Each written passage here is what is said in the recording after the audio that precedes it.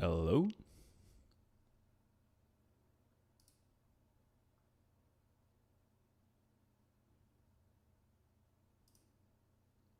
Okay, seems like the sound is working.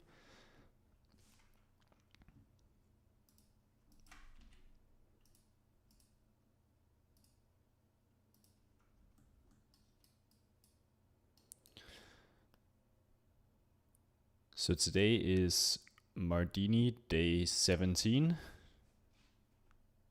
and the word is damaged. So we're gonna break a phone.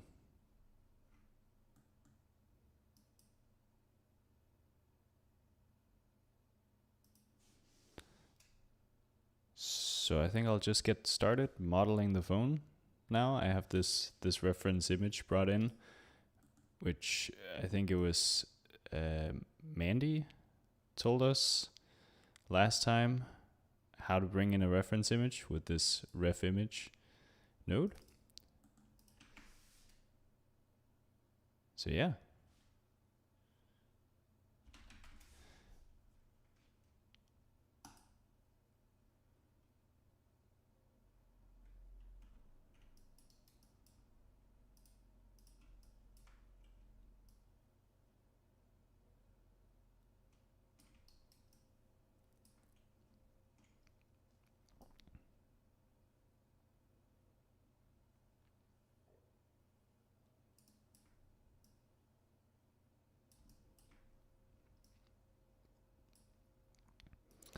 So I don't really have a huge plan today. I think we'll just kind of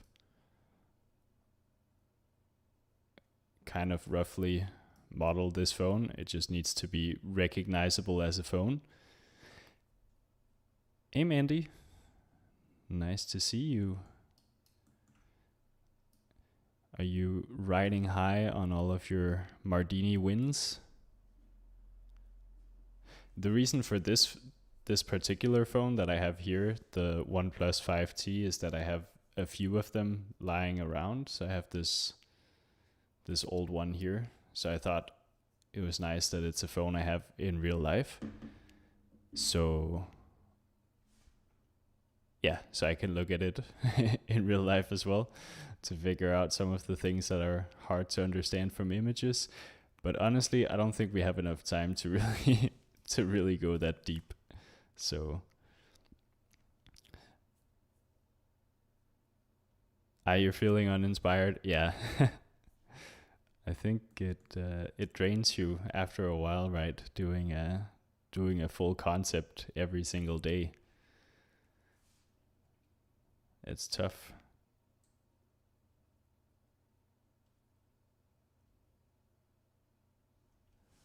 Today doesn't feel like your day. No, I'm sure you'll do well anyway.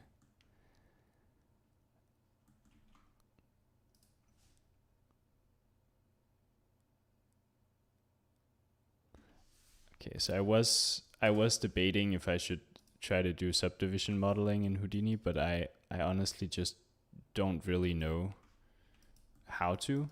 So I think I'll stick with just beveling stuff. So we'll just get each of these edges here. Let's see, like this.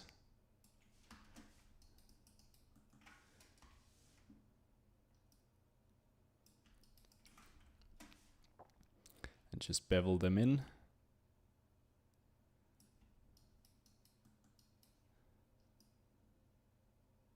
Nice, something like that. Seems good. It's the same as the bottom. Yes, it is.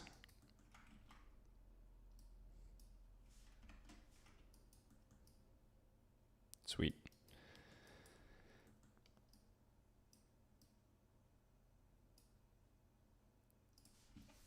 Then we'll probably just want another poly bevel here.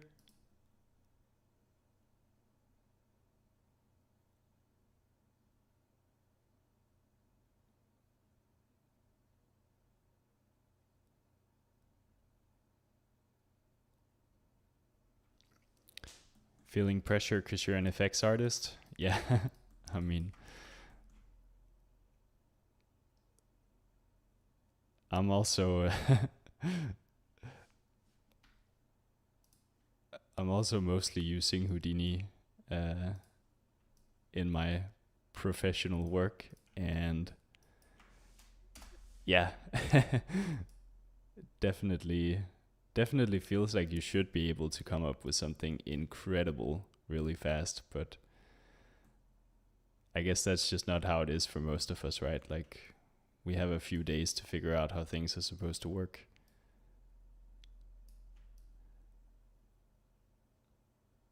This is like you have to finish a whole concept in one day without any external assets. That's crazy.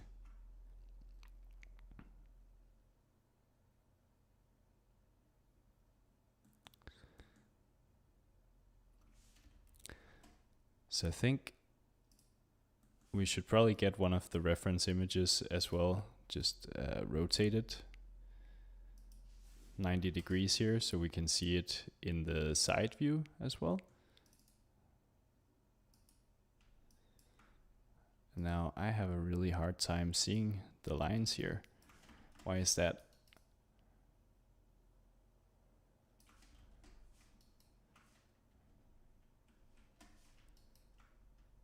There it is. Okay. Is there any way, can you turn down the alpha? There we go. Nice. Yeah, I'm using the reference image node. Yeah, I said at the, I guess that must have been right before you joined. I mentioned that you taught us all about it last time.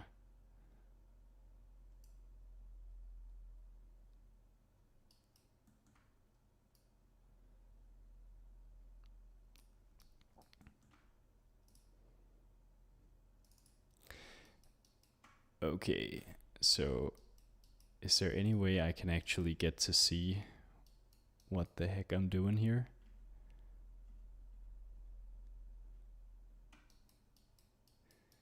Is that, am I just an idiot, or is it, are we not really able to see the geometry? A little bit. We can kind of see it. Okay, well, I guess the thickness is pretty spot on, right? It's not far off. So that's nice. We're not really gonna see the backside, so I'm not gonna worry too much about that.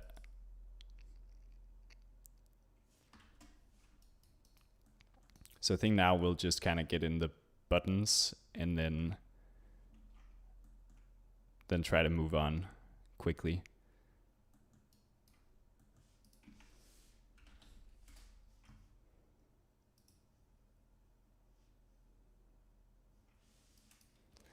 And maybe I'll just start with the same box here. Merge them together.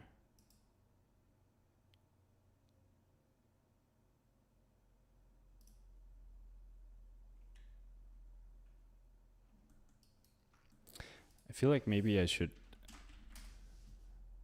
give it the alpha attribute just so I can see through it. And then a color as well.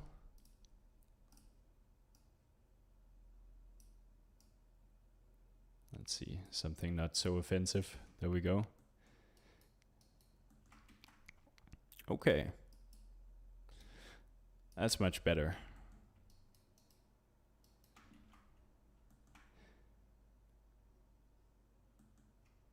So then we can get this box into the right place.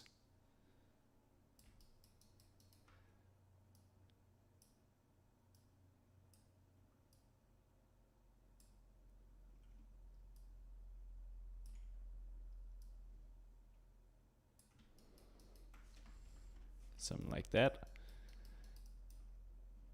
It should be less thick. Yeah, sure, that's fine. Let's see, so the button is a little bit rounded just like the screen itself. So we'll have to do this double poly bevel again. Let's see, my headset turned off there, so I just need to check the sound on the stream is okay. It looks like it's fine on my end anyway.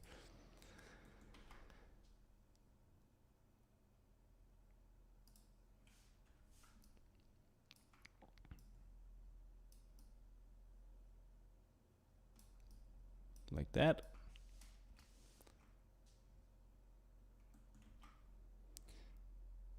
Ah, that's good, Mandy. Thank you.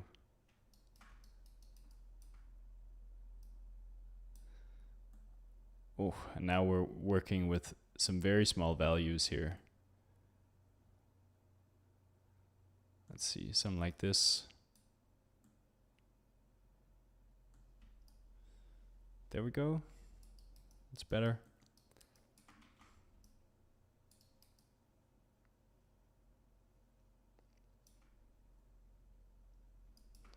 And then I think what I'll do is I'll just push this back a little bit. And then I'll extrude the top face a bit out like that. And then give it a bit of an inset.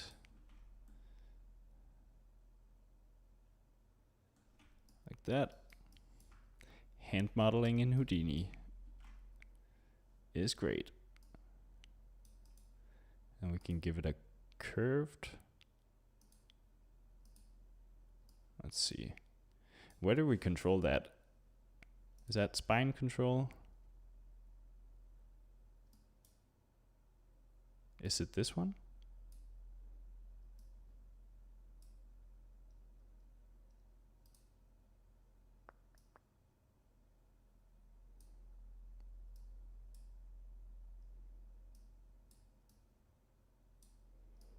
So maybe I'm not supposed to set anything in the inset. Is that right? I just control it here. Not too sure about this.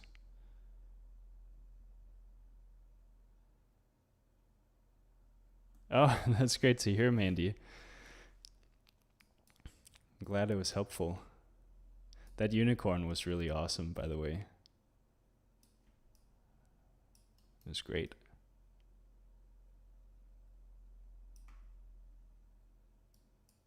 I don't know why I'm doing this actually when I should just be... Obviously, I should just be beveling that again.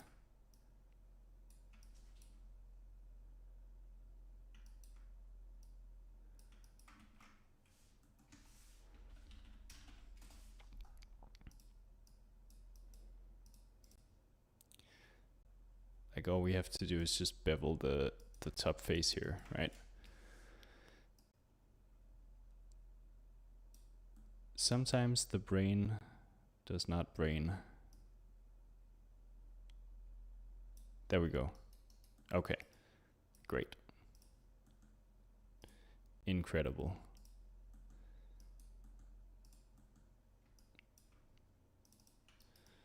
That's starting to look like a phone, right?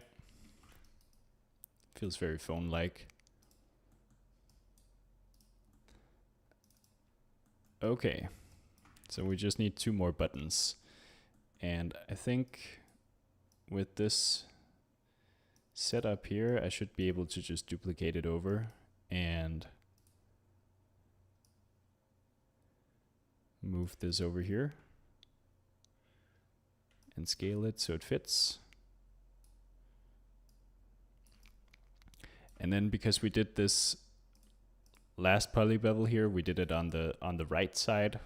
I think we need to just rotate this guy 180 degrees. Yes, there we go. Nice. Like so.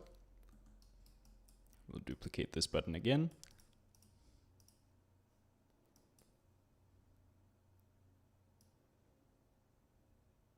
Move it up there.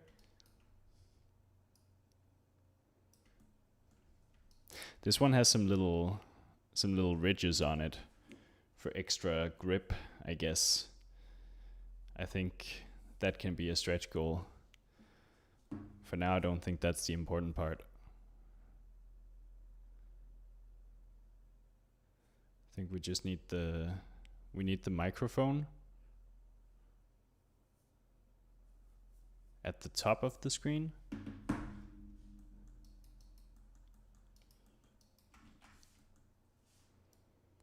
So I think we can just grab this setup here again.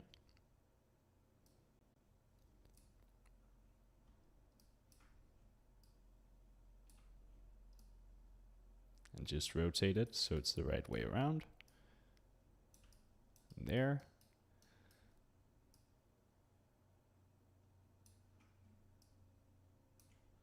Something like that.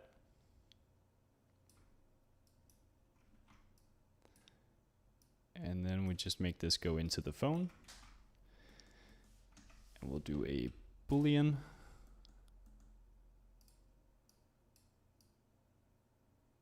Just move this part up here because that's the main body. So anything that influences that we need to happen up here. We'll do a Boolean between the main body of the phone and this thing here.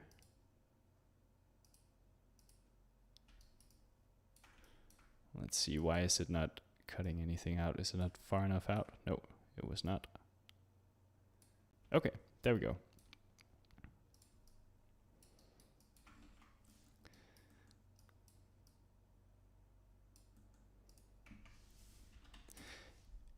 And then I think it's kind of like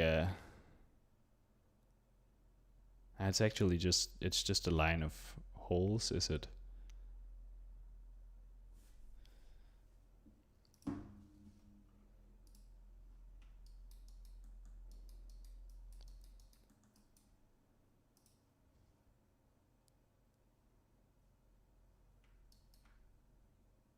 So I think if we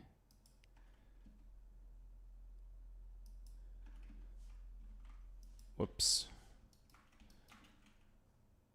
See, that's the other way around. If we do like this, we can do a poly extrude probably.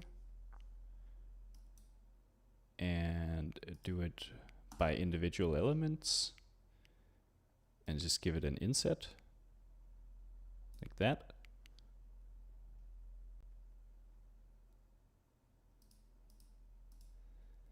And then I think we want the front group.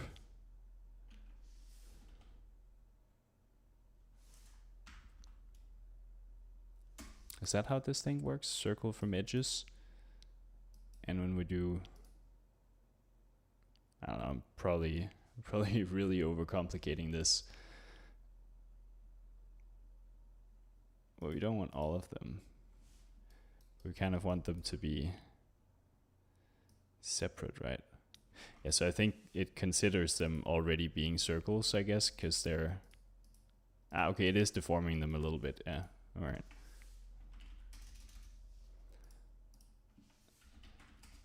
So then we can blast that group. There we go. Kind of getting some holes.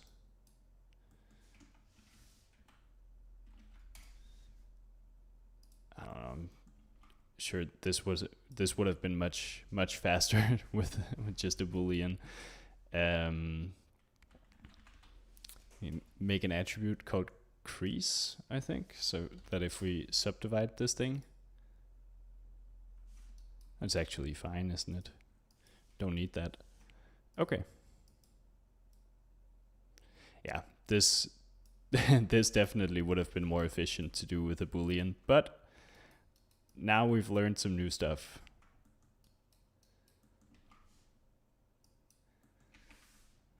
Experimenting. That's what it's all about.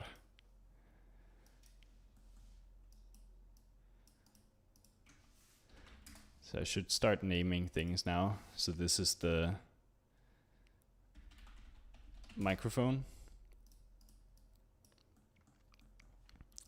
And I'll just merge these things together like this and then name them here as buttons.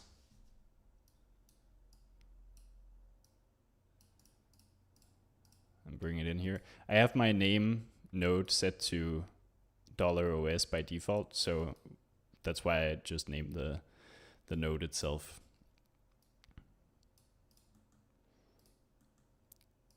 Okay, and bring in the microphone as well. Although obviously this is in the completely wrong position, so we'll just transform that. Again, this could have been much more efficient with a Boolean.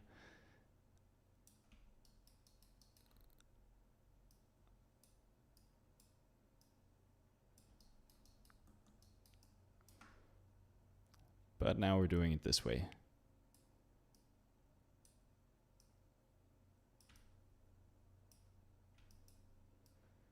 All right, there, that's roughly in the center. See if we can make it small enough.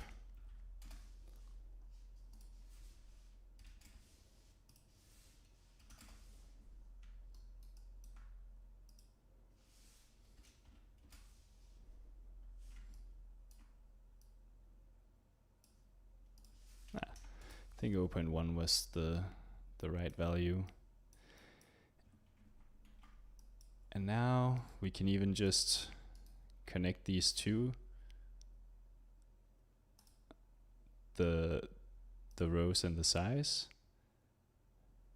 Can increase that like so, I think. Because that won't give us more. How many holes are in this thing?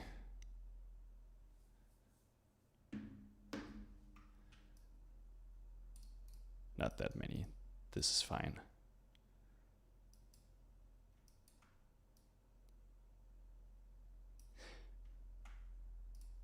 We could think more about this, but this will do, I think.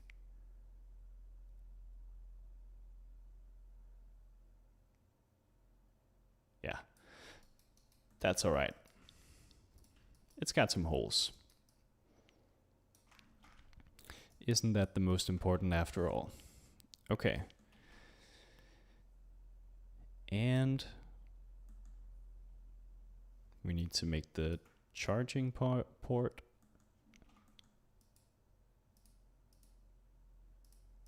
Which thing was this? Yeah, that's that one. That's pretty much the right shape, so I think we'll just take this.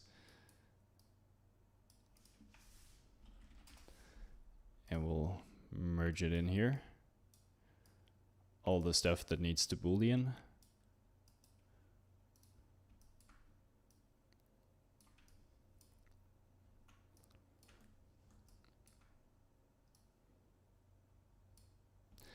And I'm just gonna roughly line it up here. I think I'll disable the guides there and just look here.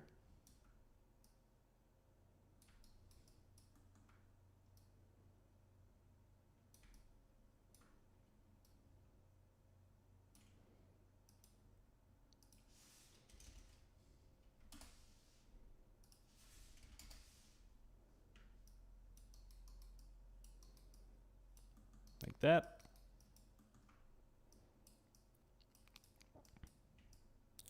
And I'll just copy this over another time to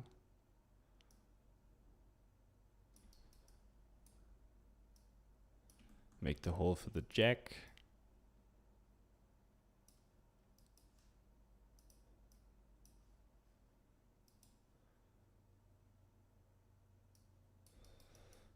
Let's get the reference image up so we can see where it is. It's there.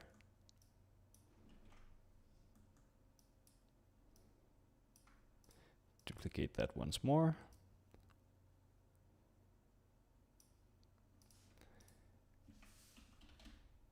And now I'll do what I should have done in the first place with the microphone, which is just to make a duplicate node or a copy and transform. And then we'll just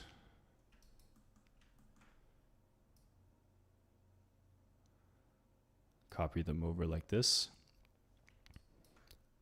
And I'll scale it down a little bit. Something like that. And we need 5.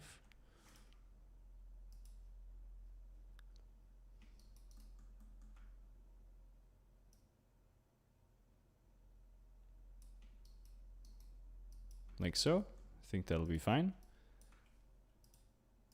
Just disable the reference again. Okay. Sweet.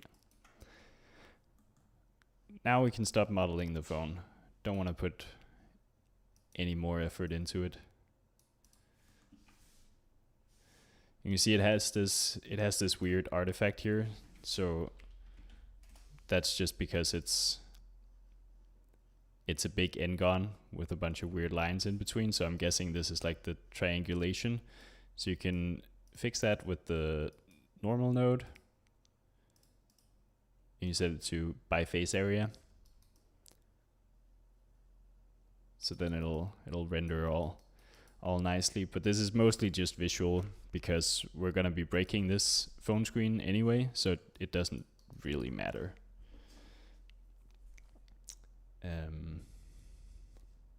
Maybe one thing we should consider doing before breaking it is to separate the geometry of the body itself and the screen.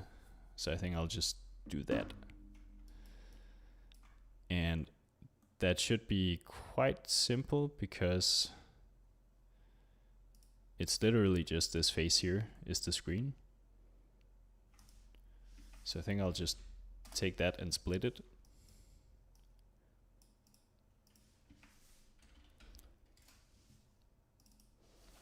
And we can say this is the screen.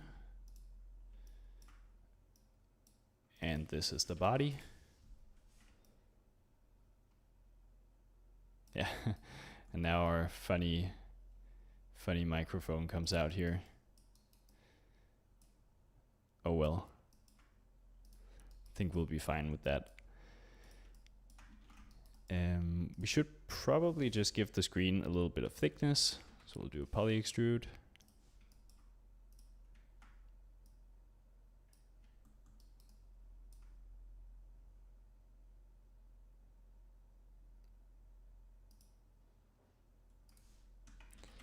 And a reverse to get the normals corrected.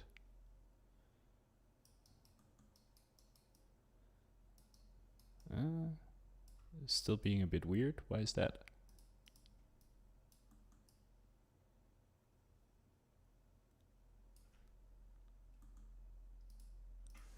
Do we just need a normal node? Yeah. Okay. Sweet. And then I'll just do a slight bevel on this guy as well.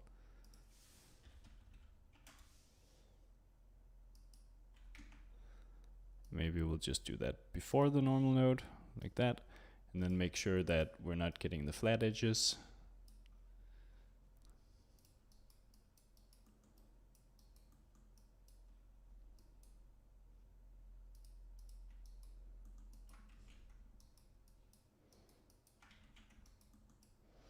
Okay, so now the shading is a little bit borked. I think it's gonna be okay because we're gonna fracture the screen now. So let's go ahead and do that.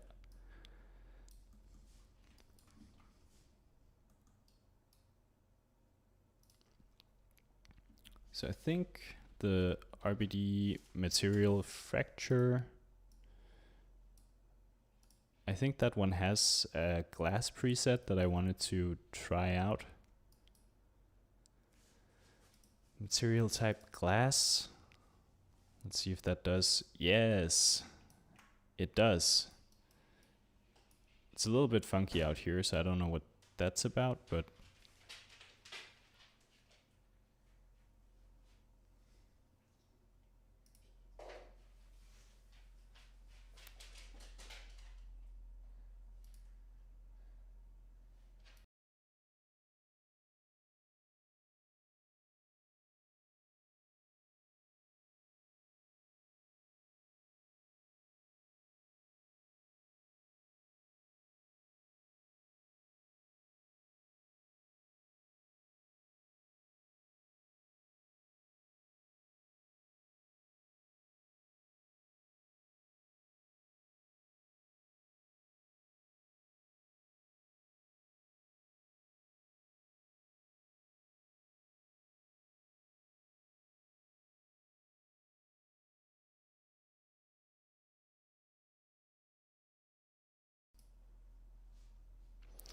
my dog just came up, so I had to go for a second.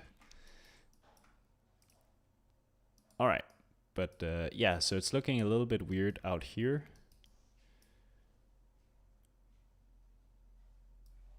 So let's see if we can fix that, maybe just with the seed.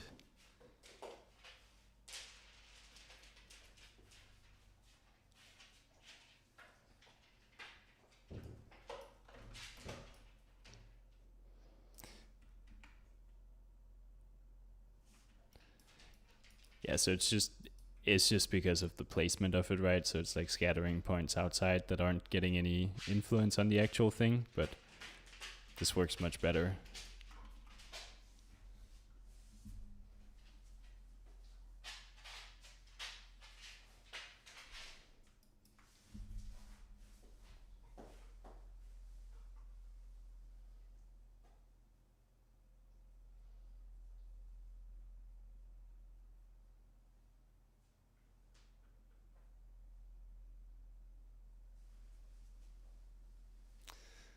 The dog needs attention.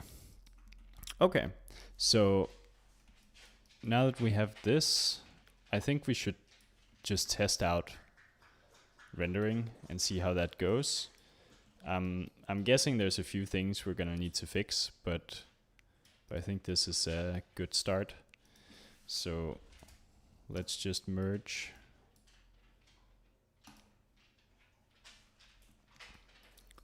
this with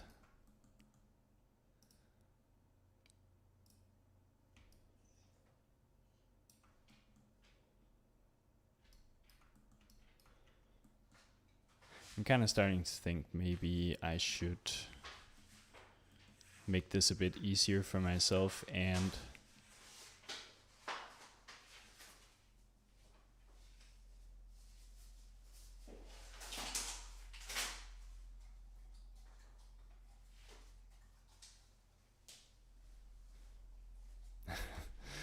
my dog is eating paper.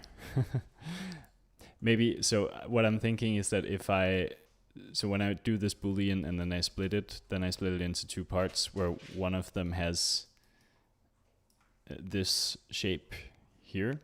But I think maybe if I just split it before the boolean, then I won't have to worry about that. So I think I'll just go ahead and do that.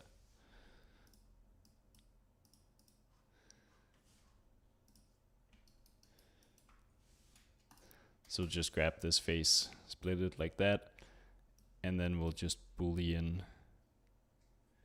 Let's see, then we need two booleans, right? Because only one of them, this one, is for the screen part. And then we'll have to tell the boolean that the A is a surface, so then it won't generate that inside mesh. Yeah, the dog. The dog demands attention.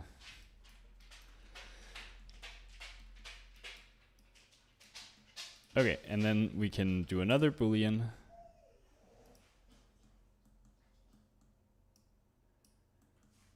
With all of these, oh, I grabbed way too much. With all these guys and the body. Like so, and it doesn't really matter here. I think it's actually a good thing that we generate the inside mesh here. So that's fine. And then we can just merge. No, let's not merge them here. Let's do like that. So then that's like the body part of it. And then we send this part to be fractured. And let's get rid of this and the normal node. And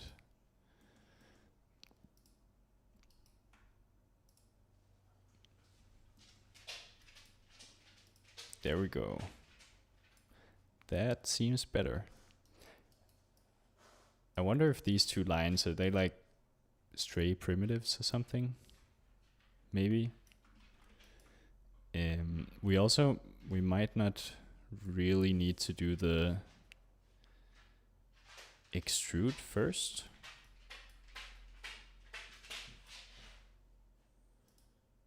I don't know, I think I'm just getting distracted now by by small technical things that could be better. I think this is fine.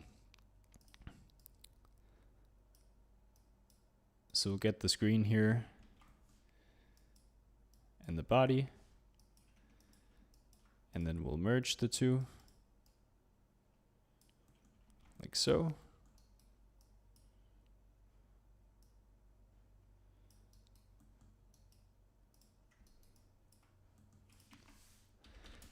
And we should name the screen.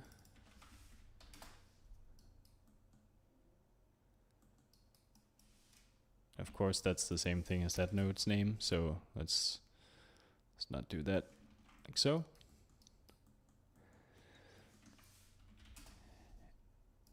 And then up here, we'll name the body. And I think everything at this point should have names.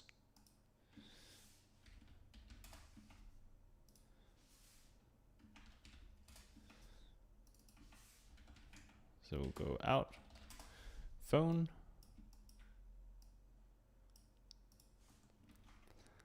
like that. That's the phone. We'll keep them, but disable the visibility.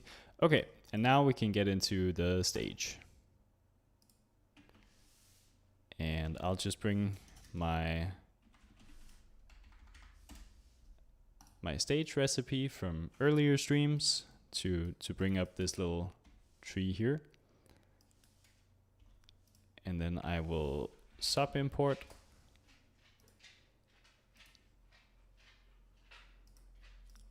the phone.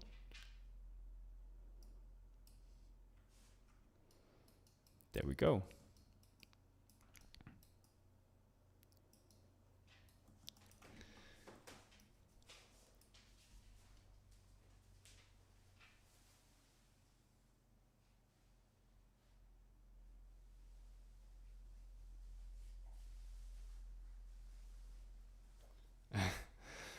He keeps putting stuff in his mouth. My dog keeps putting stuff in his mouth that he's not supposed to.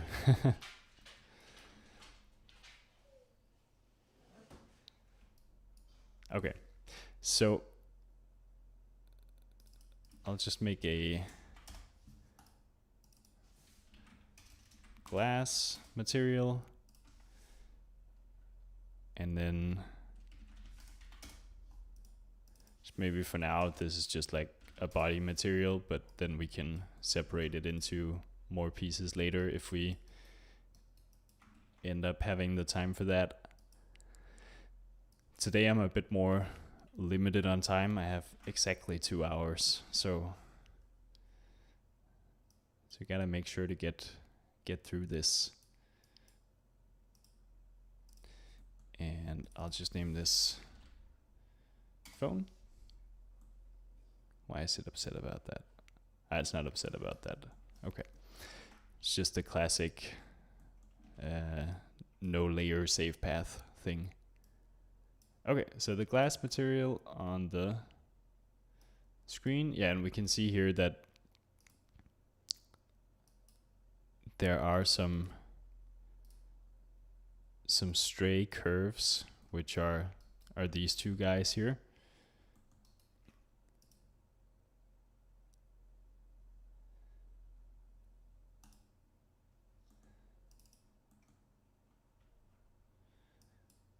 I think, can we get rid of them with a clean?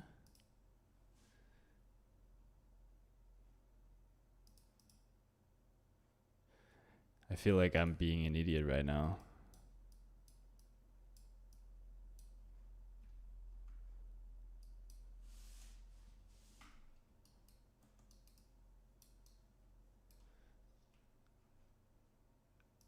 We'll worry about that later. Maybe someone in the chat knows. But for now, I'll just disable it in here so we don't have to look at it.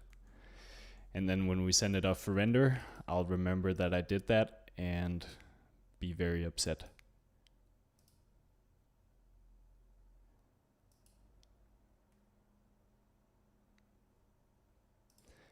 Okay, so I need to actually make the glass material into a glass material, give it some transmission.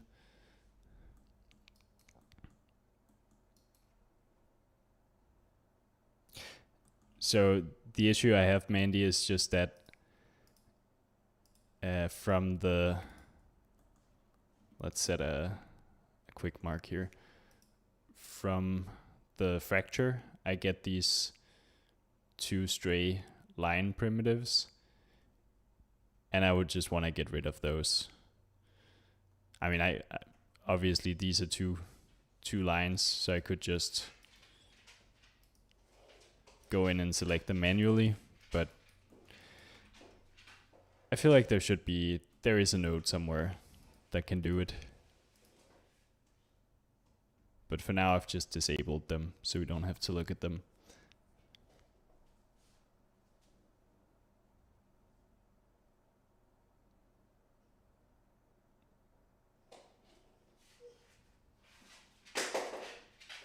Yeah, I tried clean, but I'm not sure.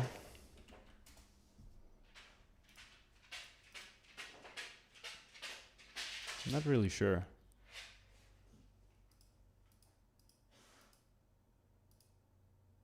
I don't think. Yeah, no, that starts deleting stuff we don't want. This is not clean geometry. I don't think it does what I wanted to. But I might be wrong.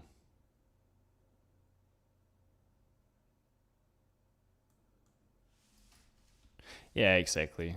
It's not really an issue. It's just my I always want to fix these things, and it's always a bad idea to try to fix them. So I'm guessing I don't really know how phone screens work, like, or I mean screens in general. So I guess there's like an outer layer of glass, right? And then just below it, there's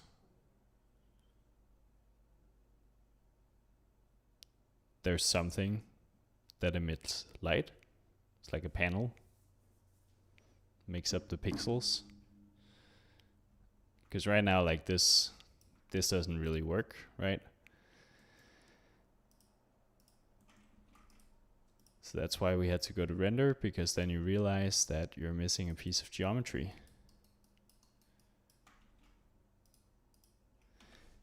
And my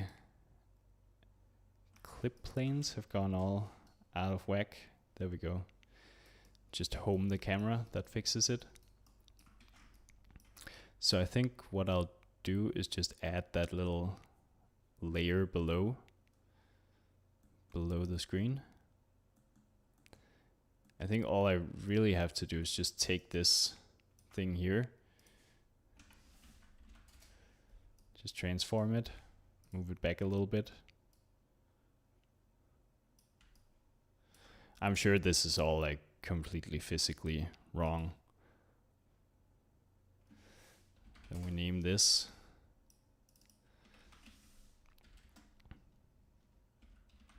And that's the screen inside. We just merge that in.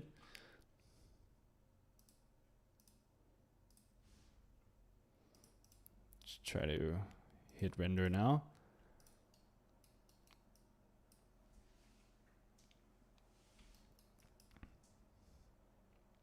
Looks much better. We can even make a material for it.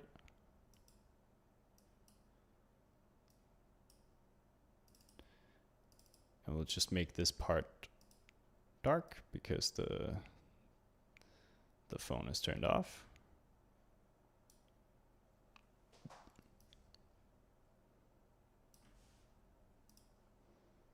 There we go. It's looking much better. Okay, and then the body, let's just make that a metallic. and make it darker, and then try to assign that.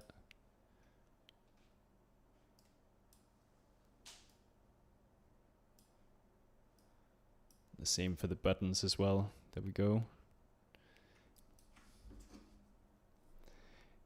And so this phone is a pretty rough metal, actually.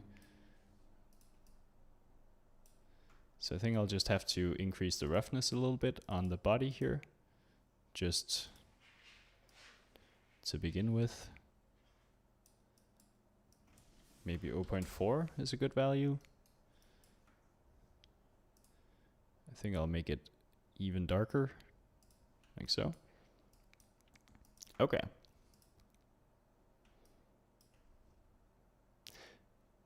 But yeah, this doesn't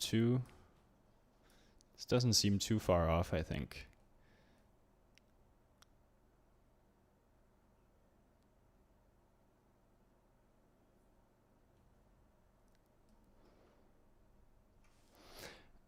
I don't think I would mind if maybe there was a little bit of variation in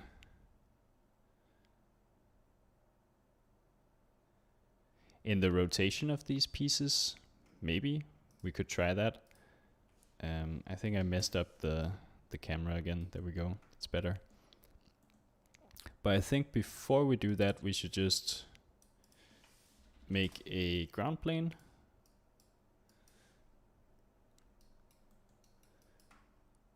And then we'll put the phone on the ground.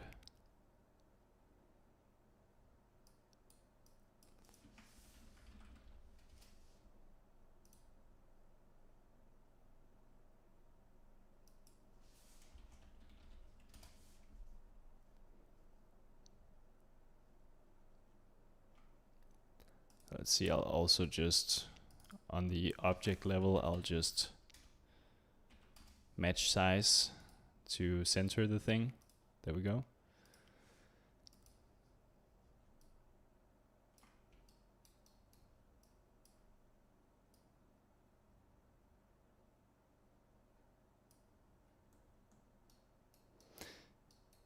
And I think we'll just pretend that there's a camera bump. So I'll just move it up like that. A bit on the side like so. Because there is a camera bump on the real phone, but obviously we didn't model a camera bump, so we don't have one. Nice. Okay, so let's see how this works when the render gets a bit of time.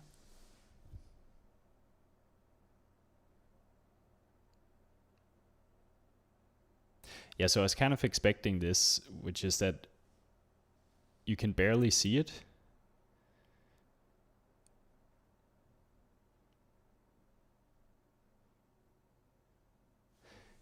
And I haven't tried this, but this is why I wanted to do this broken phone thing. But I've heard that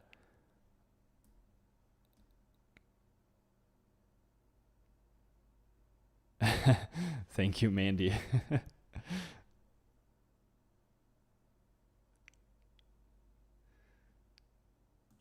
We're doing a phone model speed run. So I've heard that something that people do sometimes with glass like this is that they mark the insides, which we have here. I think it might be a bit hard to see on the YouTube stream, but we have this inside group here, which I think if I just go back in here and we do a split, we select the inside. Yeah, we have these pieces here. And so what some people do is they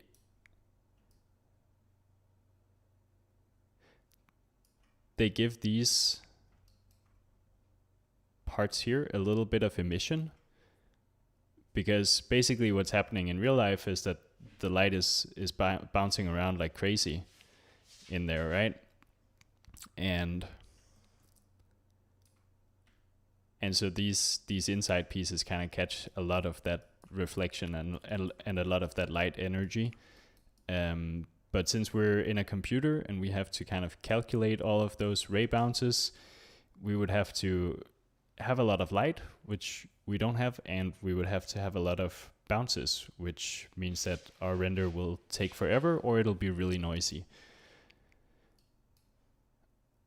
But if you just add in a little bit of emission, you can kind of simulate that all of that light is being caught up by these little slivers here. And so I think that's what we're gonna try to do. So I'll just add an attribute on that inside group.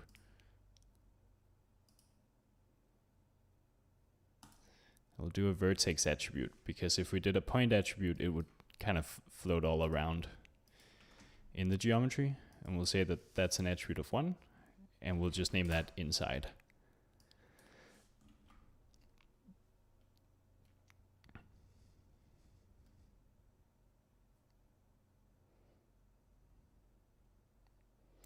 Inside group is a blessing. Mandy, you've already crashed 5 times. That's insane. What are you doing? How are you making it crash?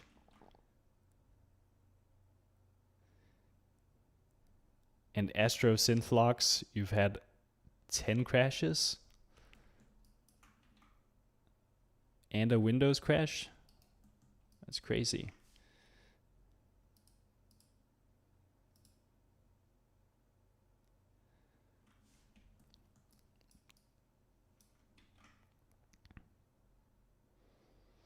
Too many input points for for a fracture. Yeah. Yeah. That would crash it, wouldn't it?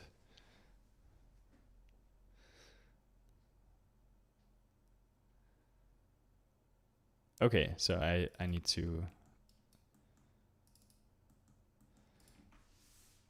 get stuff done. So we'll get a geometry property value, and we'll say that that's the inside attribute.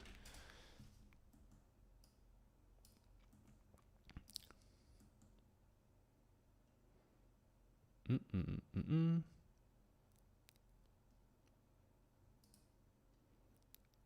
we'll add that into the emission. Then start the render. Okay, so now these cracks are very clear. And you could argue that it's a little bit too much. And I think you would be right.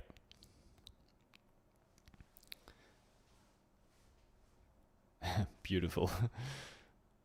Thank you.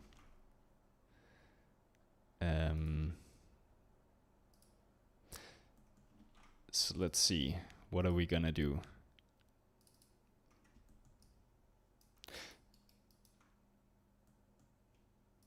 So what is it? There's the interior detail. That's not what I'm looking for. There's something I've done before, which is that you can ask the RBD toolkit to kind of connect all of the interior faces that are close together. And I think we should do that with some of these outer ones. I think another thing we could do is just have a look at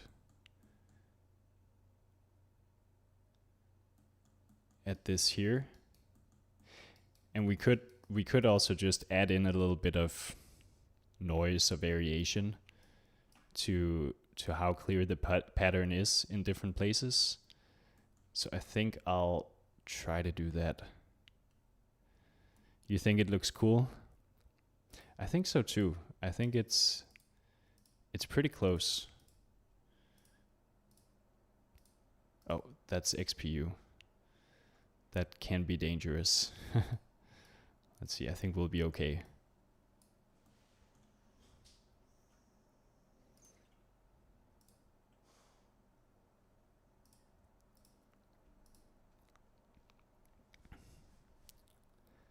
But I do think it's a little bit on the nose. Like it's way too crystal clear. XPU is a bit dangerous for me because I'm streaming and my GPU is not the strongest. So it can be very crashy for me. Right now, I mean, obviously this is a super simple scene, so it's probably fine, but prefer to stick with CPU if I can. Okay, so I think I'll try to see if just adding some noise, and I think honestly we could just do that in the shader.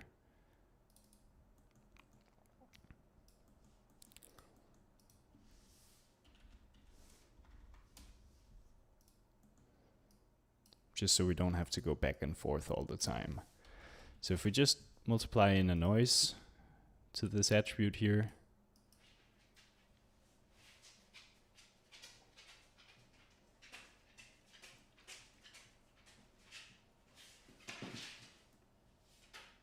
let's just increase the frequency a bit so maybe we start to see it.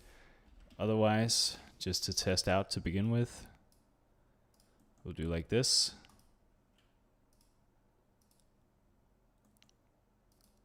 Yeah, okay, so that looks good.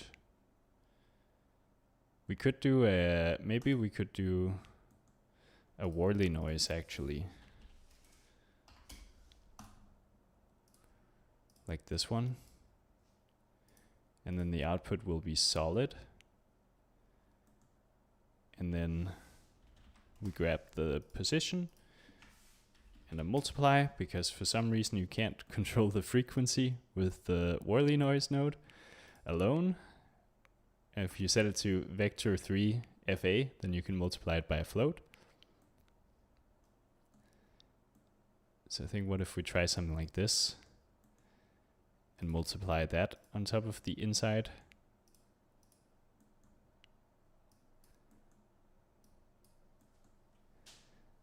Is that too crisp?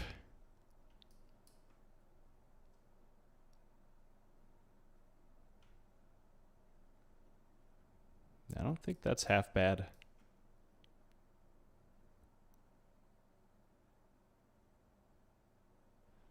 That's pretty all right.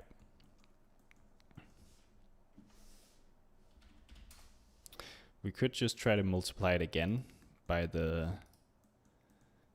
See, so if we plug this in like so, then we could try to multiply it again with a fractal noise.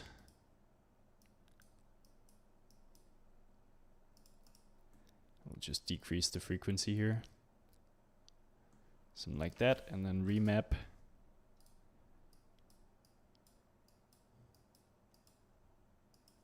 We'll say minus 0.5 to 0.5. And then I don't really ever want it to be 0, so maybe just 0.3.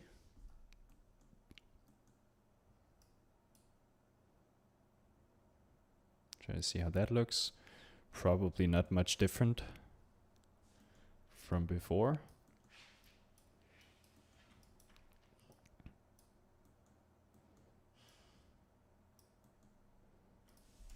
Just disable this or delete the displacement node because we're not going to use that. Okay.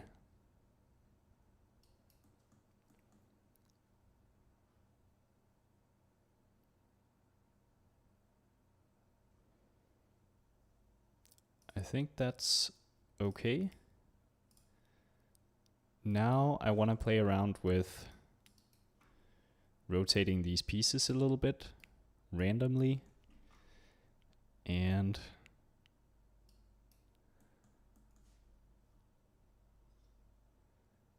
I don't think there still isn't really a nice and easy way to do that, is there?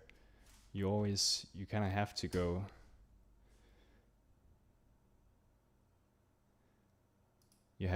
the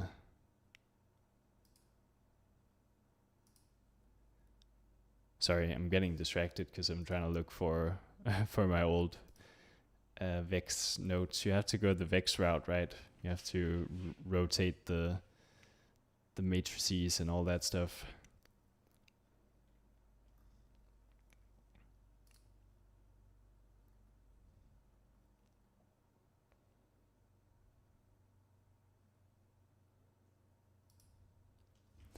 Or is it possible with the primitive properties?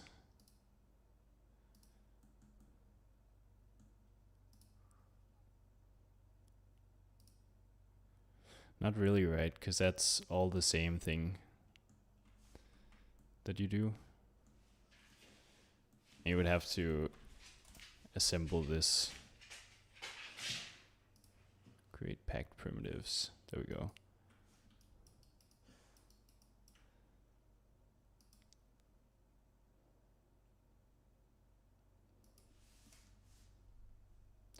Or you could just use mobs, of course. But yeah, I don't think any of this is exactly what we want. We want to do this, but we want to be able to mask it, basically.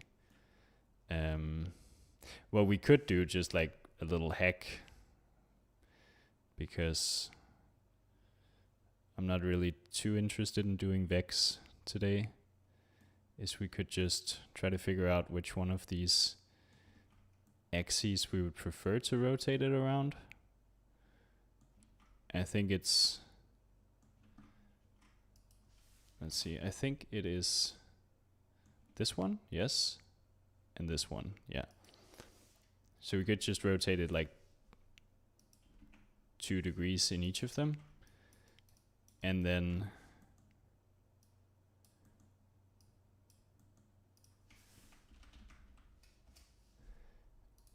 unpack.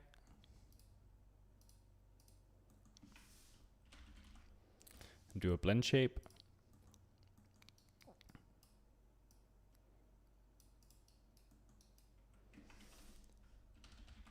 Add in a noise.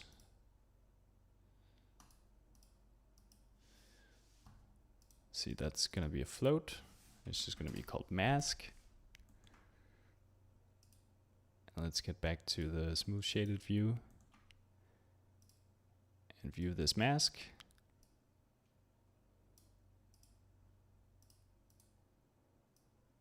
Just make the contrast more strong here. Something like that. And then we can blend between these two states of the geometry using the mask attribute.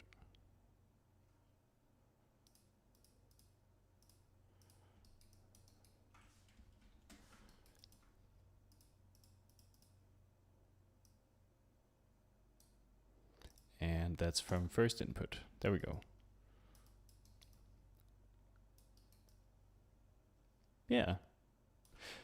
That seems to be okay, I think. Let's try to have a look in the render.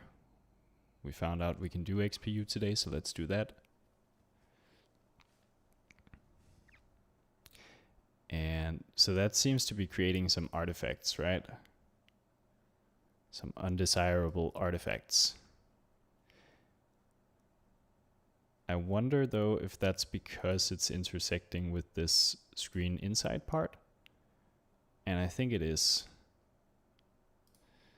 So I think all we would have to do is just go back to the object level in here and move this back just a little bit more.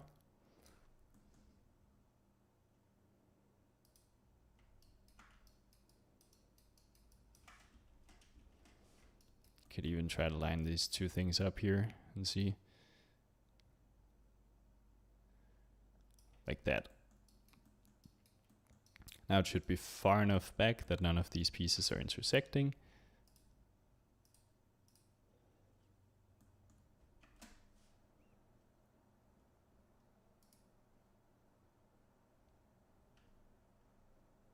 Oh, I moved it in front, not in the back. Let's try that again.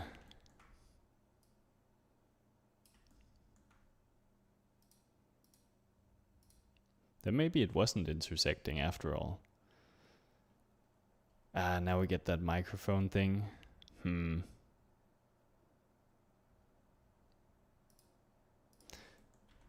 So I think I probably just want to get around that by just making this effect a bit less intense. Let's just rotate it by 1 degree.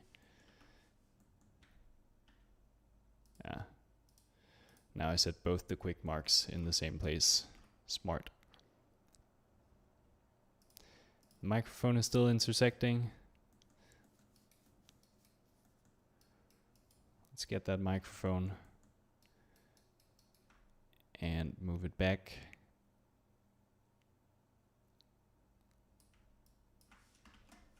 Let's see here. I mean, I guess technically that part isn't so far back, so that's a bit, it's a bit of a weird thing. So I think we'll just do a dirty Boolean here between this one and the microphone cutout.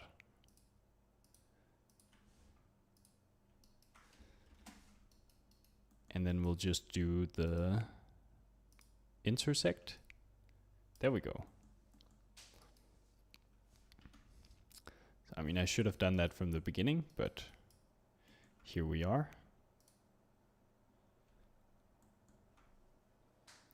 Sweet.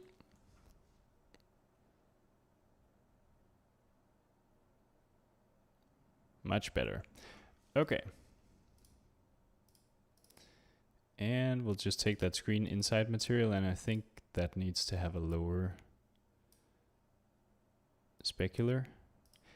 And in fact, so does the glass, not specular, roughness. So does the glass.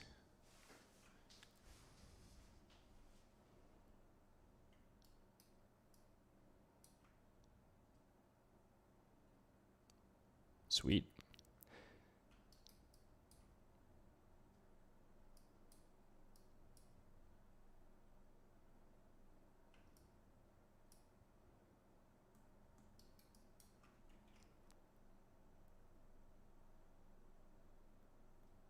Okay, so we're just over 1 hour in, and this is where we're at.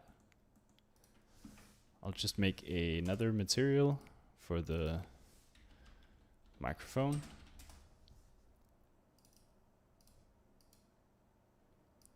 Just assign that like so, and make that a dark material as well. And increase the roughness on this.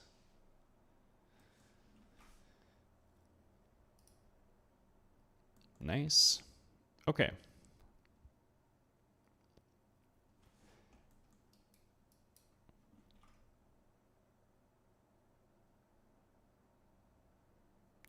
I think what I want to do now is probably just put it on the ground.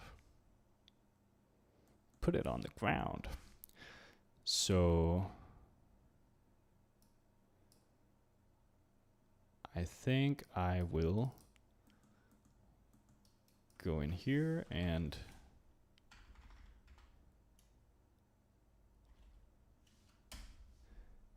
add a little bit of scattering.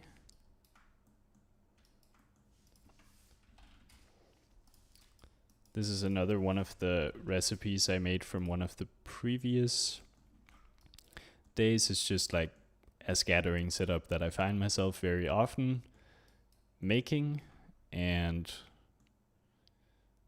yeah, might as well be a recipe, right? So the scatter geo is the grid. See, we can disable that here. And ghost other objects, yes please. I just want the phone to exist before we do that.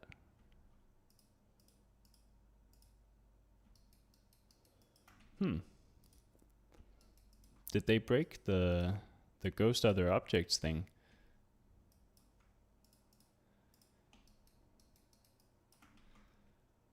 So the phone is here. You go in. Okay, now it's there. Janky.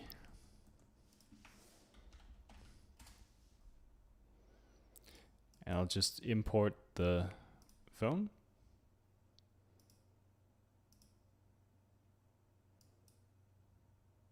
Let's see, we'll just grab that from the transform node. I'm sure that'll bite us in the butt later, because that's not a very clean way of working, but let's just grab it here.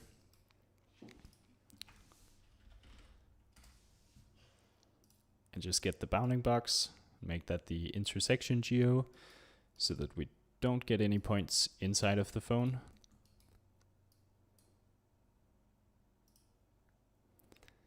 I'll merge that with the original grid.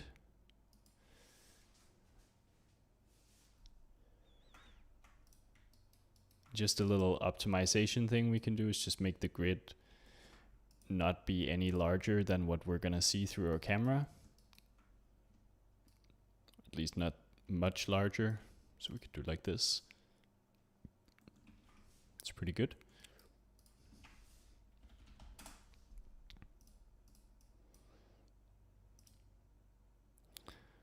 Output. And we need to tell the subcreate here to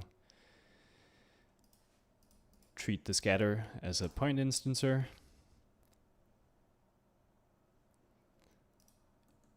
And then I'll just make these way smaller and scatter many more of them.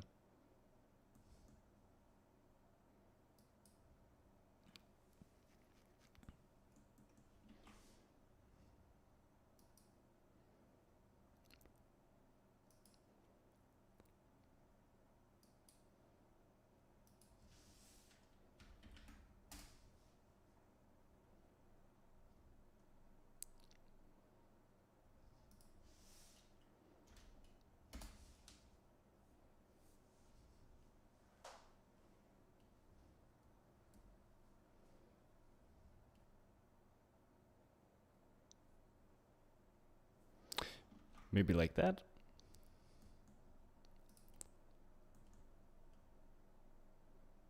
And then we'll do a material for those.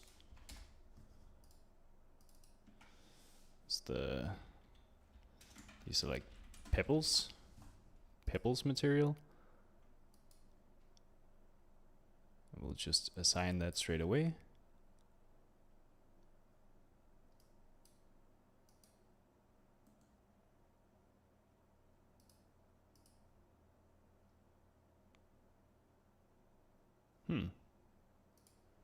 Is that not coming in as an instancer? And that's because recipes don't catch this pack in instance, I think. Or maybe I just forgot to put it there. I think we've been through that problem before when we did the frog. Okay. So now we have the instancer.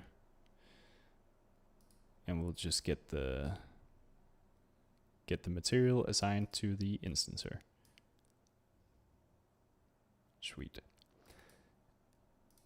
And I'll grab I make a float attribute called rand. So I'll just grab that. And we can see if we assign this to an unlit material, it's just a random 0 to 1 float value on each of these. And we can just use that for stuff like putting it through a ramp to give them all a little bit of color variation.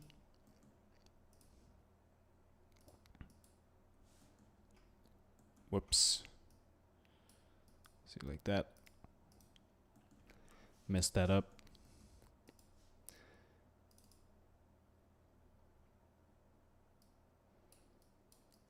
And then I need to get some preset ramps here, but I like to put in some colors that are kind of unexpected for small pebble scatterings like this.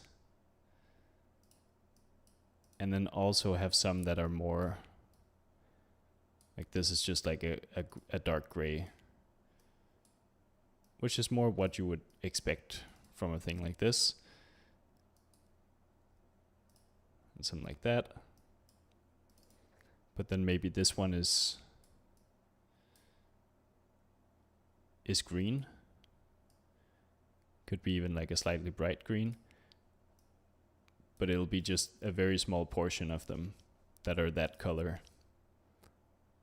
And the same thing here, I'll just add in a very neutral color to break that up a little bit.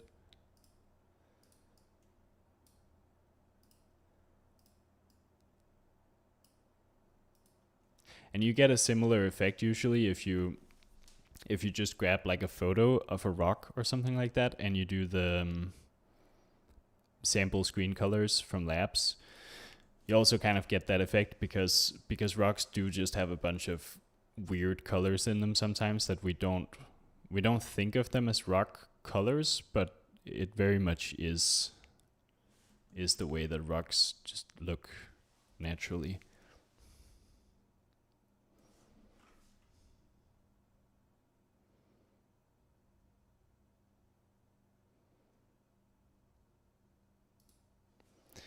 Okay, and then we need some kind of material for the ground as well, because this is quite boring.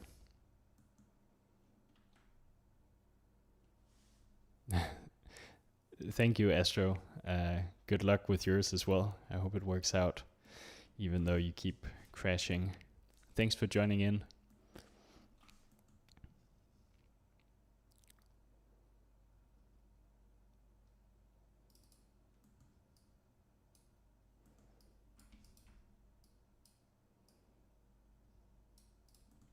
So we'll make another Karma material builder.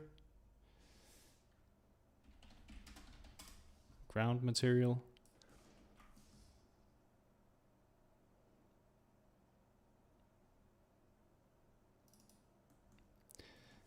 And I was tempted to go into cops, but I think I'll keep it simple and just use these unified noise 3D nodes. And we'll probably just grab the same gradient that we used on the pebbles here, and then we'll see how that works.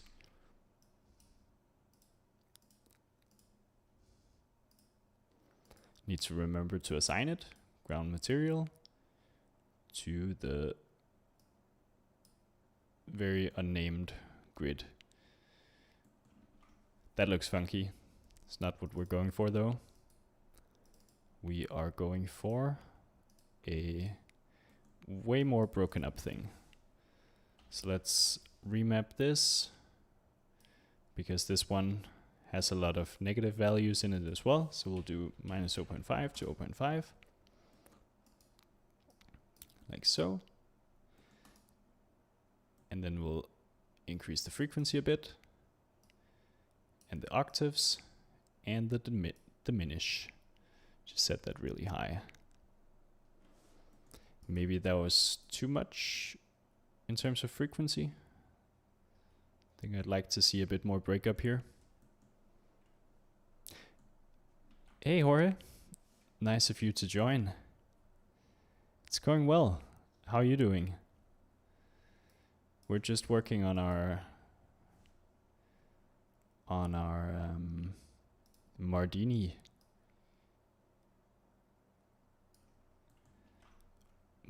entry for today. Broke a phone.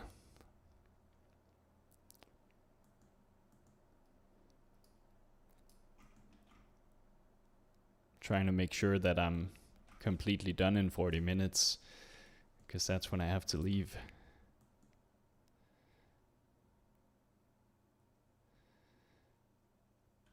So let's grab this one and just offset it a little bit, increase the frequency quite a bit, and then put that into a bump node, and the bump into normal, and decrease the strength here.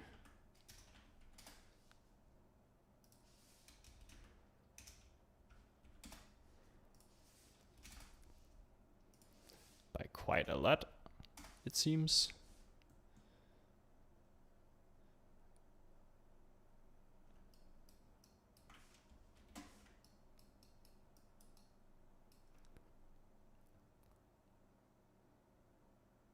That's looking a bit better.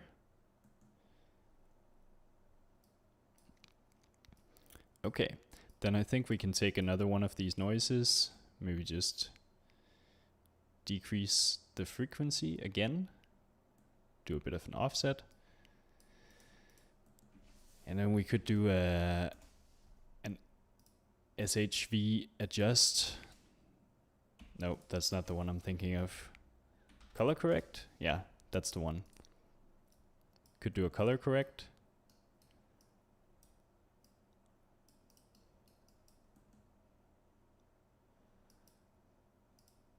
And let's see, don't clamp. Is this one clamped? It is clamped. It shouldn't be. Oh, interesting colors. Very interesting. It's too much red though. So let's do like that instead, just to get that put into a neutral color.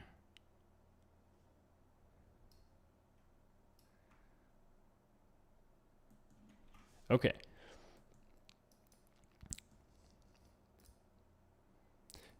And so this one I do want to go in between negative and positive. So I'll just add in a multiply and then I'll plug that into the hue here. And then what happens if we just increase this by quite a lot? Nothing? Hello?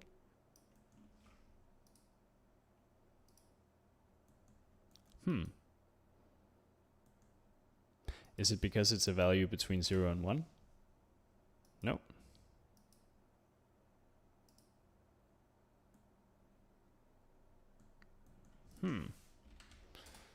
Let's see here. Unlit.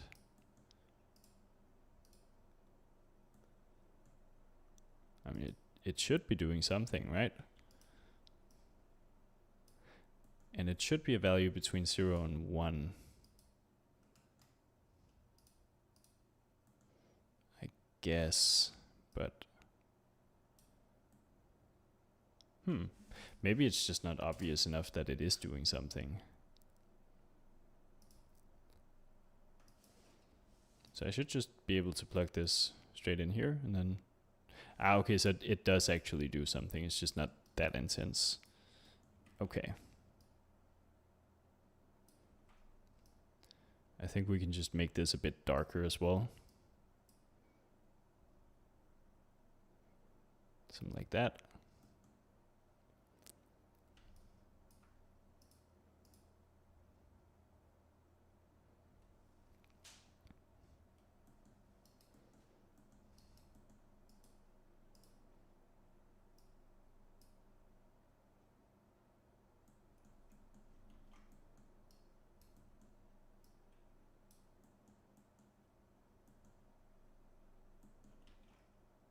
Yeah, I think that's okay for now. We should fix the focus distance here, like that. And then I think we'll add some more interesting lighting to this, because this is very boring. So I set up this recipe for gobos.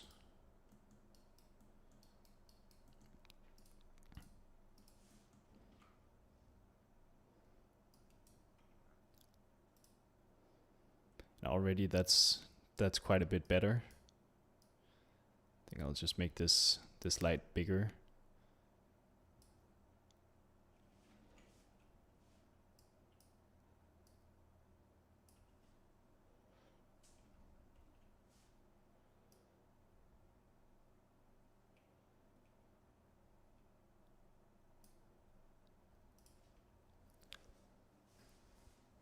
Oh, I think we need to darken the pebbles.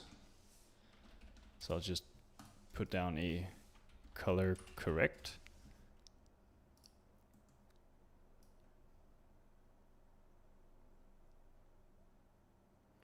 Just darken them like that. And let's see here. I think I also want them to be less specular. Increase the roughness, decrease the IOR. And then I want some of them to be metallic. So I think I'll just take this rand and do a ramp. It's just a float. And plug that into metalness.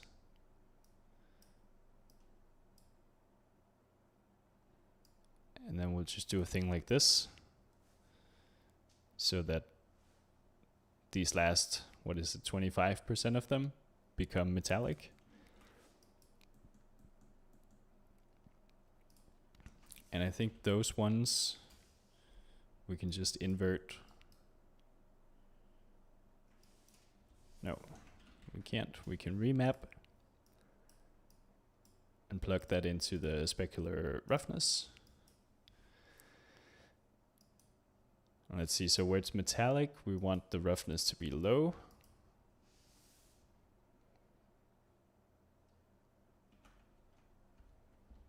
So that'll be something like 0.1. And then the high is what we set before, which was like 0.7.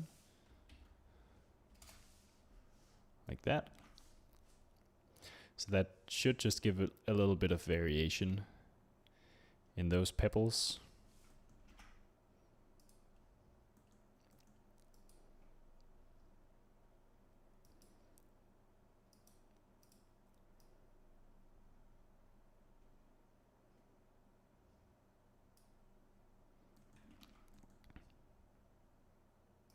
Okay, so I think I'll take a cop net here, and then I'll make a bit of a gobo. So we'll take I think we'll just take some kind of noise here. Maybe let's try the crystal noise.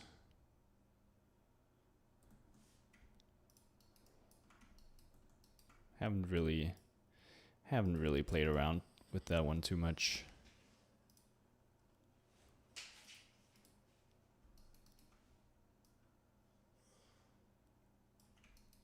Yeah, something like that. Increase the element size. Then we'll do a threshold.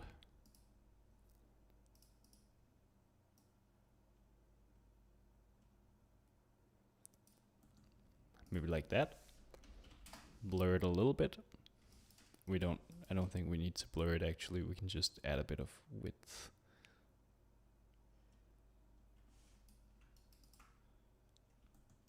Yeah, seems good.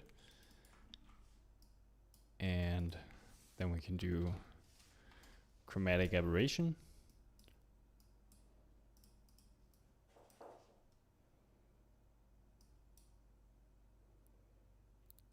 Maybe some rotation on it as well.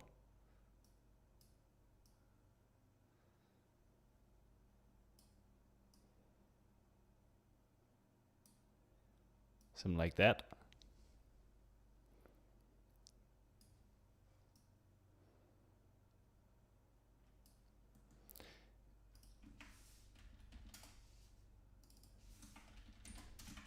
And that's our gobo.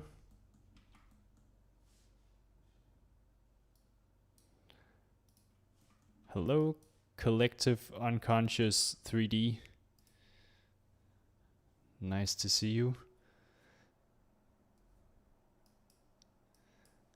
Glad you're enjoying it. And then we'll just link that in the texture of the light filter.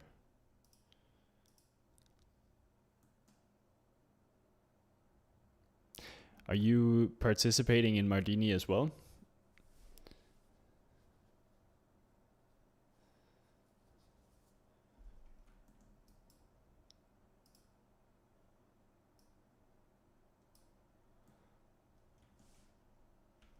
Let's see here. I'll just jump out of the camera to make sure that the light is doing what I think it is.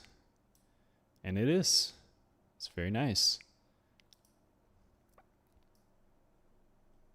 You submitted 6 days? It's pretty good. I think that's probably roughly the same that I have. It's nice.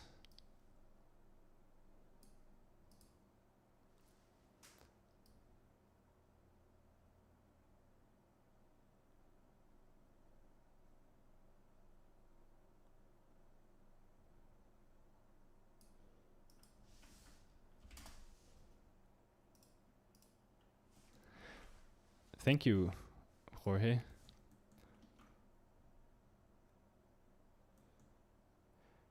I think it's always really nice with those gopos, and especially that you can just connect cops to it. It's pretty quick to make something that looks pretty good. And I love doing that chromatic aberration effect as well. It's nice to get that bit of breakup here in the light areas. I think we could decrease the strength of this dome light here. Just like, it's just have it there just enough that it gives a bit of reflection, but not really a lot of light to the scene. And we can probably, let's see, it was the glass material. We can probably just multiply this down a little bit overall, because it is quite strong right now.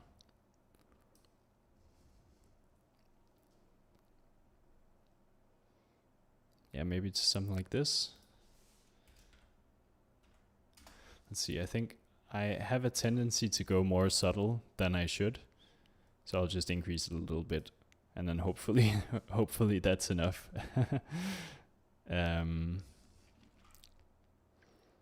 Okay.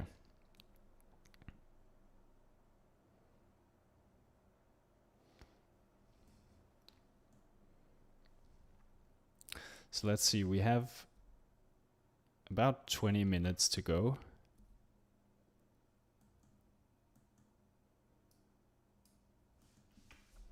Should probably just add some light to shape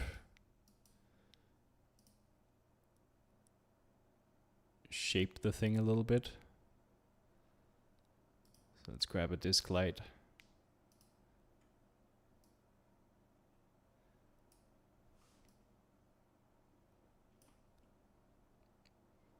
Oh, that's looking interesting.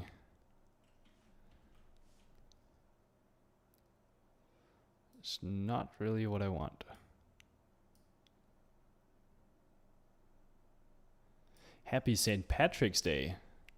Is that today? Oh my God. I had no idea. Well, thank you, and happy St. Patrick's Day to you too.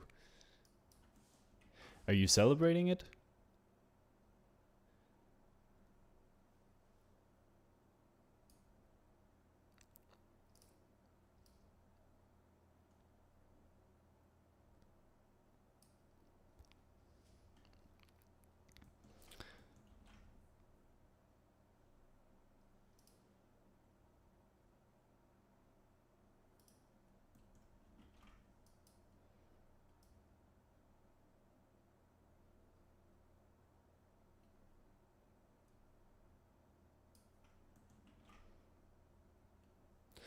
Okay, maybe something like that.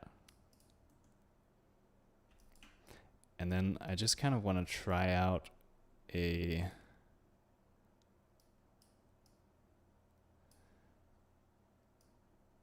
green light coming from that side there.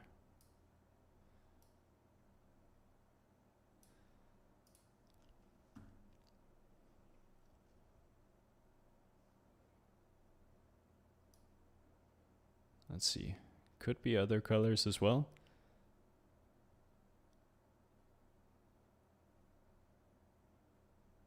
It's a big thing in the US. Just hang out at pubs. Nice.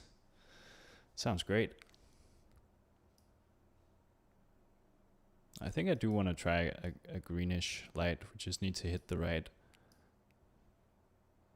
kind of the right amount here.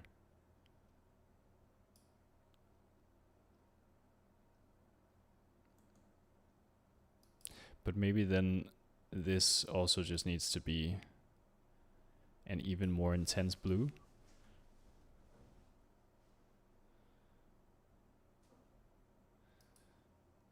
And maybe this green light needs to be lifted up a little bit.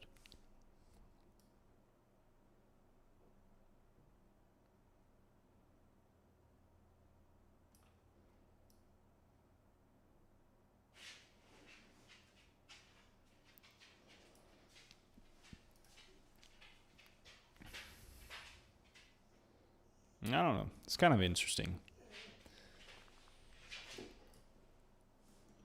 Let's make this a bit bigger.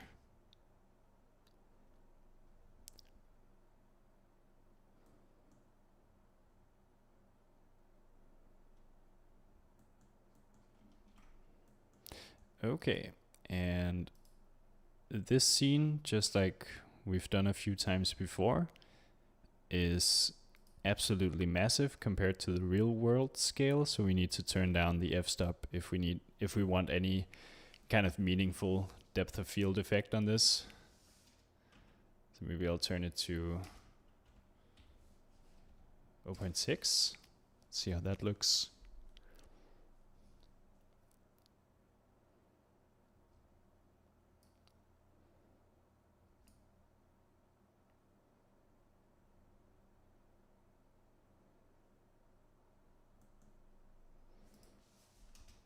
We'll do 0.8. And then we're not gonna adjust that anymore. I think I want even more pebbles. I just want more of them to be small. So I'm gonna pull it down like that. And then we'll increase this like so.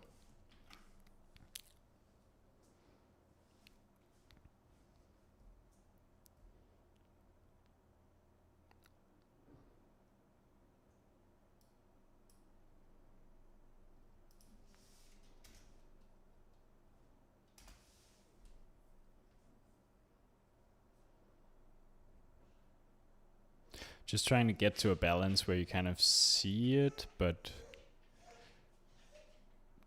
not a lot, if that makes any sense.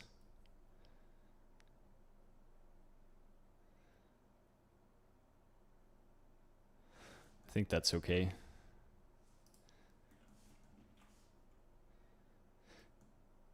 So I think the last thing I'll do before rendering and going to cops is,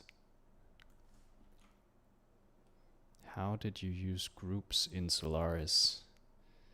Are you thinking about the, for the inside faces? So I made an attribute in SOPs here, just using the inside group, set it to 1 on the vertices.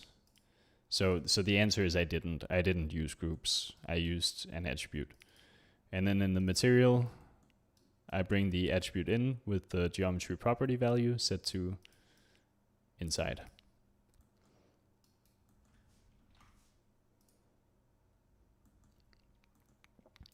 Okay, so what I want to do before we move into cops for compositing quickly is just to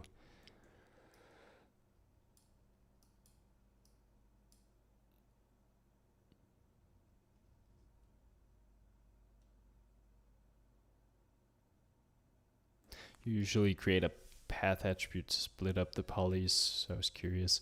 Yeah, I mean, I'm honestly not sure if this is a good reason to do it, but I was thinking that maybe it does something good to the geometry to still have, because they're not fully emissive, so maybe it does something good to the geometry to still have the transmissive phase there. I'm not really sure. Maybe it makes no difference at all, but that's why I wanted to do it this way. But it definitely works as well. Like you can just turn them into subsets like Jorge says, or you can do like you do, Mandy, just set the path attribute in subs based on that group, so that you get completely separate primitives and not just subsets. But yeah, this is what I chose to do here. I want to bring in a noise and a mix here.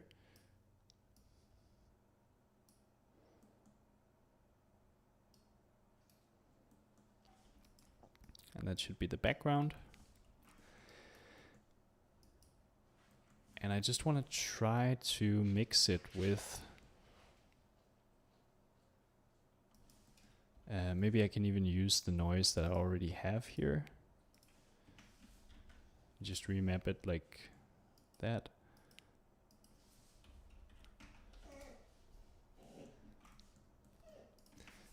And then bring in another standard surface. This is another one of those techniques that I've seen people do, but I've never tried it out myself, so I figured what better time than Mardini.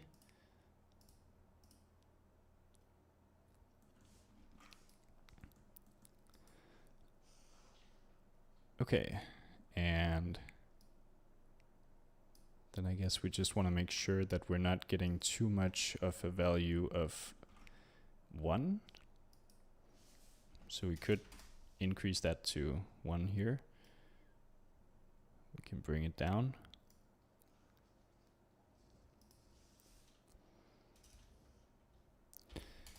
Maybe like this, increase the contrast a bit, even more.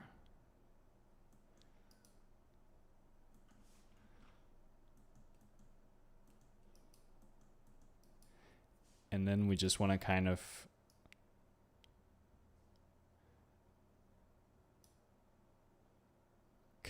try to match the color, but not completely.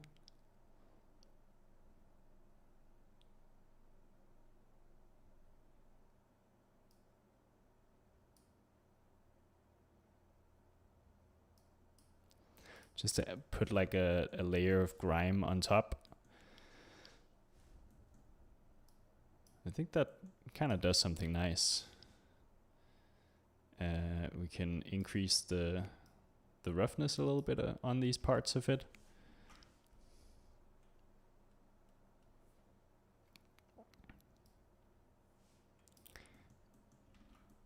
And we can also add just a little bit of a bump.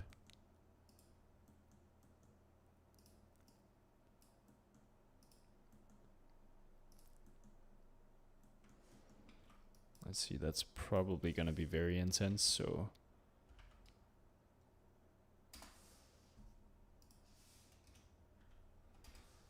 let's do like that probably.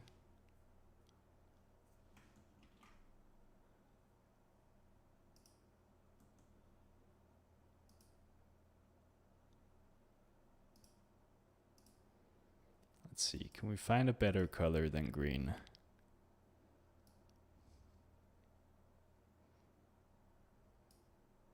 I mean, red isn't too bad either. It's a nice like blue and red kind of feel.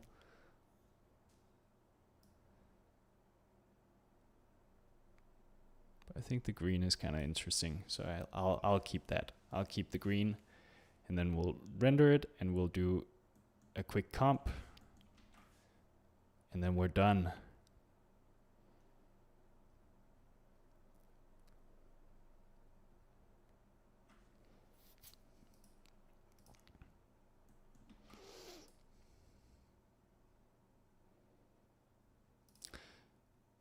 So I guess for this one, I'll try to set it to XPU and try to see if the render will work.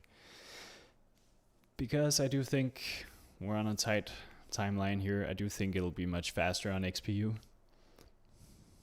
At least if it does actually spin up the graphics card. If it just renders with the CPU, it'll be very slow.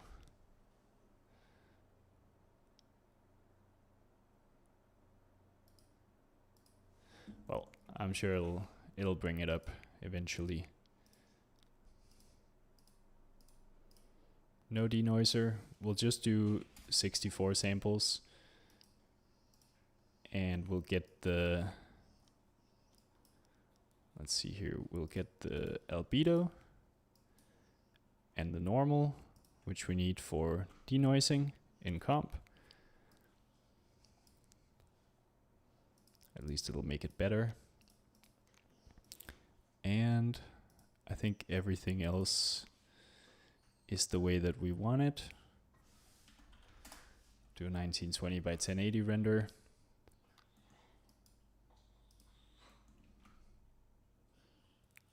And then we'll hit go.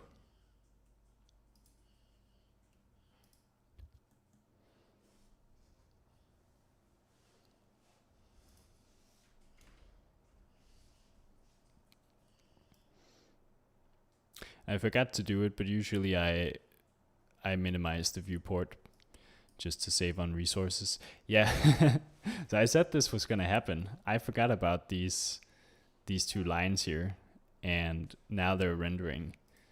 So let's go out and let's prune those lines.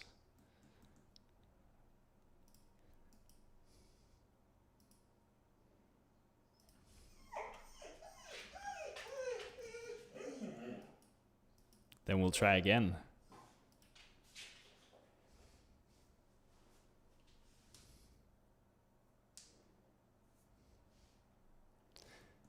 Thank you, Jorge. Yeah, no, the lines weren't supposed to be there. They're basically just stray line primitives that came from the fracture that we did. So I'm guessing it's just because the geometry is super dirty.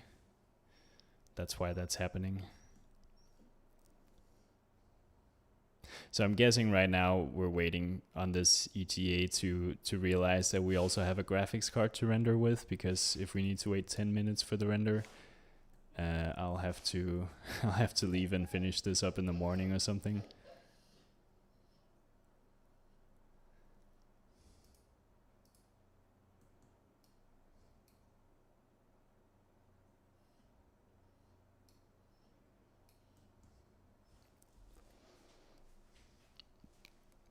I think I forgot to actually set this in the viewport, didn't I? So this is very dark compared to what we actually want. We'll brighten it up in compositing. Sure, that's fine.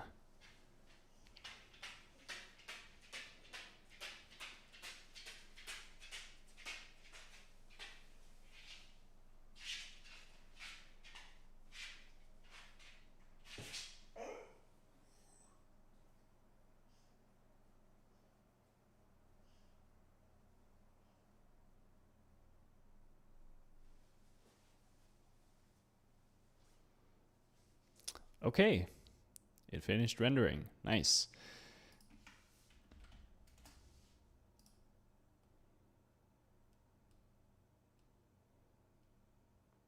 You've just been rendering. Oh, that's not a. It's not a cup network. That also is not a cup network. What am I doing? You've just been rendering in Slap Comp. Yeah, I should definitely check out your stream, because I wanted to do that initially, but I didn't really find a nice and stable way to do it. But I'm sure you probably found a good way to deal with that.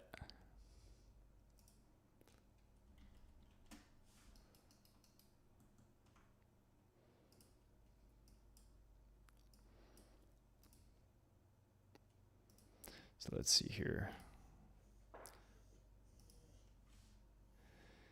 Can you render out a sequence that way? I'm guessing you're talking about rendering it just in the slab comp.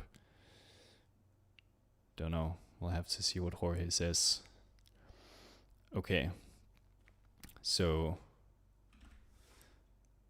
I have a few things that I've been working with while doing this. So I've modified the vignette node a little bit and just added this saturation parameter as well, which if we turn up the brightness here, we can see that it just kind of decreases the saturation where we have the vignette as well, which I think is usually a pretty nice effect to just take away some of the focus there as well.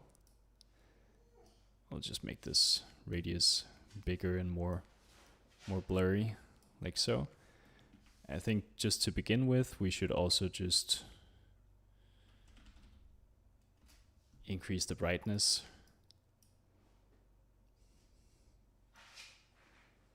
Just so we get back to some of what we had before. This looks a little bit goofy, but we're just looking at it at a quick glance, right? So it's fine. It's fine.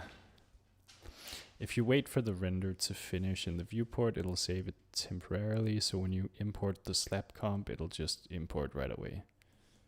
Nice. I'll be sure to check that out.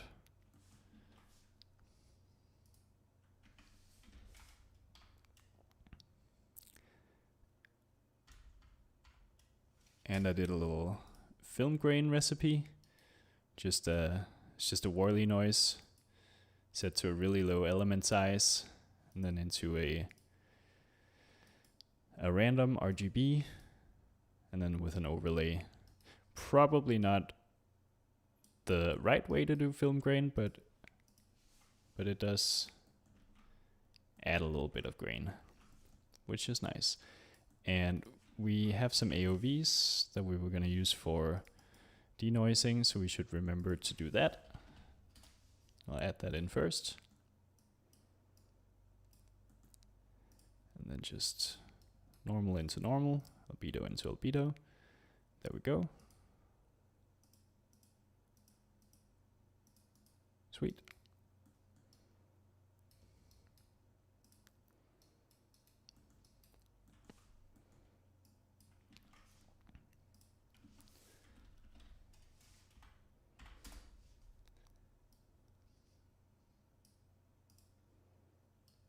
And then I've made this chromatic aberration as well, which only adds chromatic aberration to areas of high contrast, not everywhere, and doesn't deform the image like the base one does, which I think is good.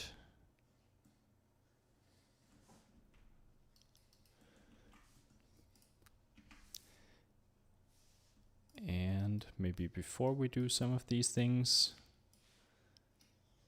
up here we just do a glow.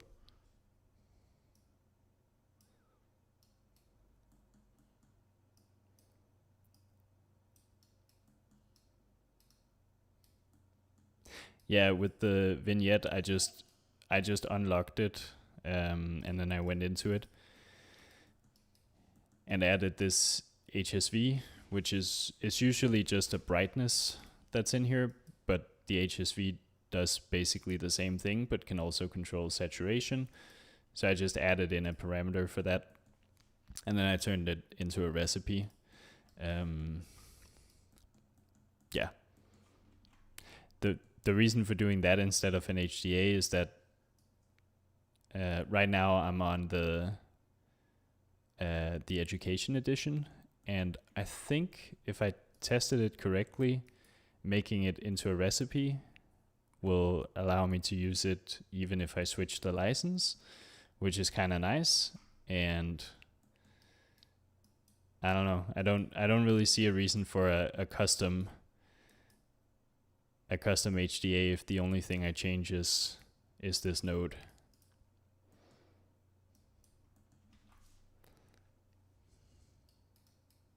Okay, Let's see. Let's get like a soft hazy glow. Just like very, very subtle. And then we'll get a sharper one.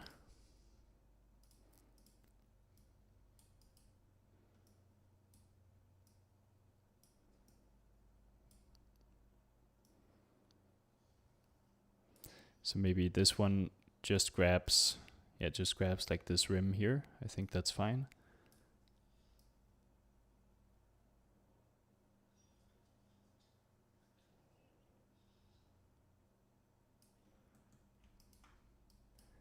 And another even sharper one. I feel like I almost always do exactly the same thing, so could turn that into a recipe as well, but I think it's always hard to dial these things in. It's never the same values that work.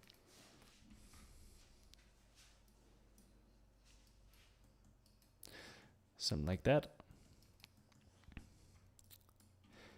One thing I want to add to the this vignette node as well is just blur.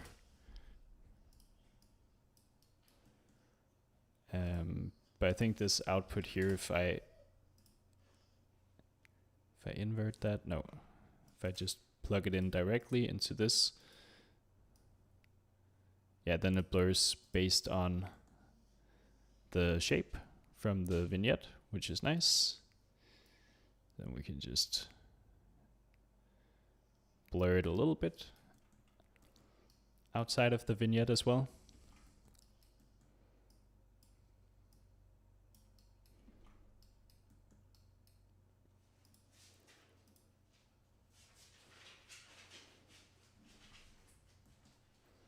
Yeah, Cops is really nice.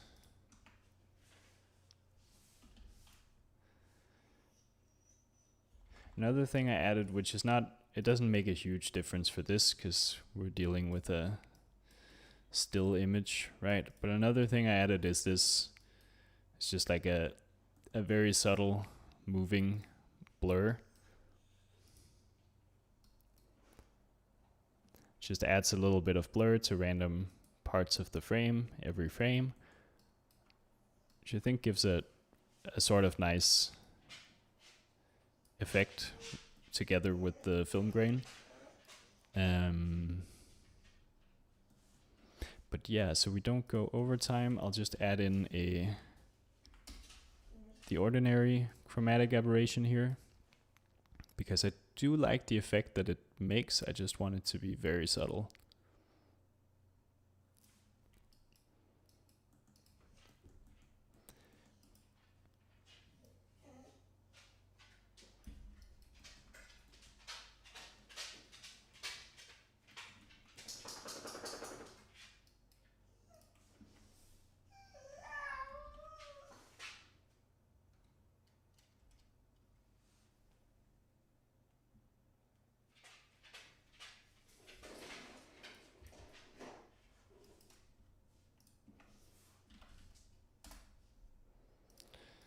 I just want to see if I can do something with the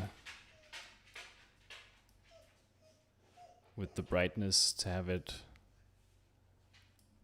pop just a little bit more.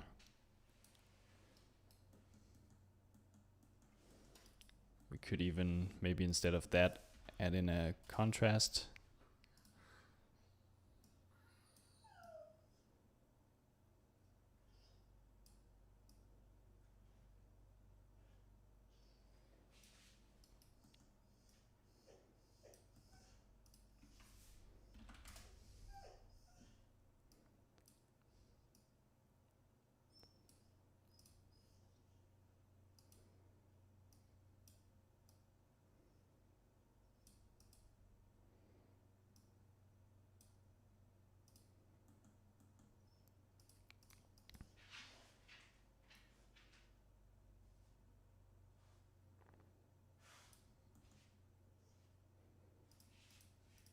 Yeah, I went insane with the chromatic aberration yesterday as well. It kind of just fits the theme, right? Fractal. Okay, but I think this is where we're gonna leave it, just so I stick to my timeline roughly. Thank you all for joining and chatting. It's been very nice. We made a phone. We broke the phone. There's some weird shadows here and there. There's these guys looking a bit weird, but overall, we made an image.